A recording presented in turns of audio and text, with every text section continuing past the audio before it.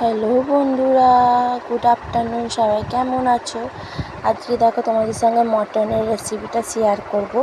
প্রথমে মটনটাকে আমি নুন হলুদ মাখিয়ে রেখেছিলাম। এবার পেঁয়াজটাকে আর কাঁচা লঙ্কা তেজপাতা কড়াইতে দিয়ে এবার সেটাকে ভালোভাবে লাল লাল করে ভেজে নিচ্ছি। একটু ভালোভাবে ভাজতে হবে। দেখতে পাচ্ছ পেঁয়াজটা কি সুন্দর হালকা হালকা রঙ এসে তার মধ্যে সামান্য একটু নুন দিয়ে দিলাম। এবারে মশলাগুলো এক একে দিয়ে দেবো। এবার দিলাম হলুদের গুঁড়ো, পরিমাণ মতো তোমরা দেখে দেবে। তারপরে দিলাম দেখো কাশ্মীরি লঙ্কার গুঁড়ো, যেমন ঝাল খাবে সেই পরিমাণ তোমরা লঙ্কার গুঁড়োটা দেবে। পেঁয়াজের সঙ্গে আমি কাঁচা লঙ্কা তেজপাতাও দিয়েছি, পরিমাণ মতো লঙ্কা দিলাম। দিয়ে ভালোভাবে মশলাটাকে কষিয়ে নেব।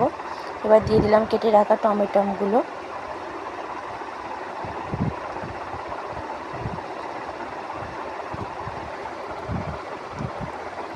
ভালোভাবে টমেটোটাকে ভালোভাবে কষতে হবে,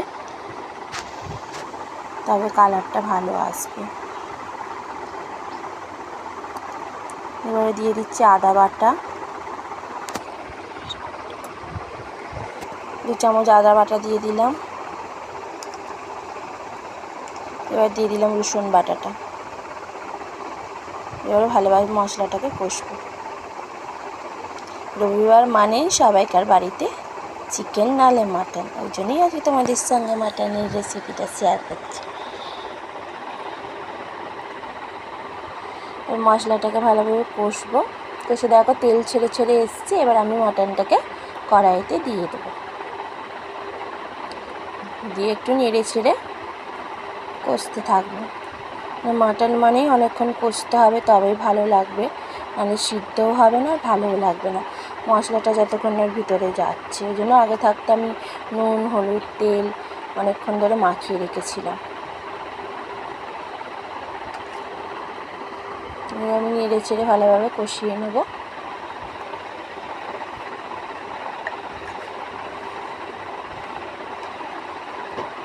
দেখতে পাচ্ছ কি সুন্দর কষাটা হয়েছে, তেল ছেড়ে ছেড়ে এসছে। এবার আমি একটা কুকারেতে এই কষা মাংসটাকে দিয়ে একটু জল দিয়ে 1টা কি 2টো সিটি মেরে নেব। সিটিটা মেরে নিলে কুকারে দিয়ে দেখবে মাটনটা আরও খুব সুন্দর, রান্নাটাও হবে, টেস্টও লাগবে। দেখছো কত সুন্দর হয়েছে ঝোলটা, কত সুন্দর সিদ্ধ হয়ে গেছে। তো আজকের রান্নাটা কেমন লাগলো তোমরা একটু জানিও।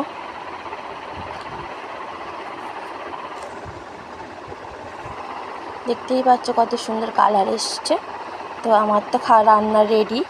এবার তোমরা কমেন্ট করে জানাবে কেমন হয়েছে। টাটা।